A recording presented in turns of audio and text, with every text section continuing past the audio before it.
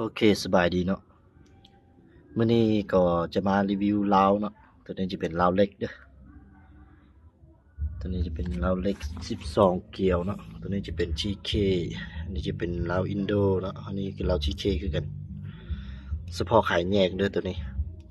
รับประกันลาวมือหนึงเด้อบ่ทันใช้งานซะเนาะอ่าตัวนี้12เกียวอันนี้10เกียวอันนี้12เกียวเนาะคันว่าลูกค้าผู้ใดที่สนใจลาวก็สามารถติดต่อเข้ามาหาได้เด้อเครื่องก็มีพร้อมส่งเนาะเฉพาะลาวขายแยกเด้อตัวนี้รับประกันกลุ่มเลยเนาะ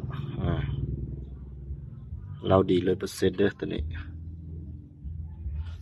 รับประกันกลุ่มเลยคันว่าเอาไปยิงบ่ถึกสามารถเปลี่ยนตัวใหม่ให้เนาะเราที่เคฮ่องกงเด้ออันนี้จะเป็นเราใส่ปืนลมคอนโดเด้อตัวนี้เรา50ตัวนี้จะเป็นไซส์ MC K2 ตติโก้ท็อป A ก็ได้หมดเนาะตัวนี้นะโอเคคันว่าลูกค้าผู้ใดเนาะที่สนใจเราใดก็สามารถติดต่อเข้ามาหาได้เด้อเครื่องมันยังมีพร้อมส่งเนาะ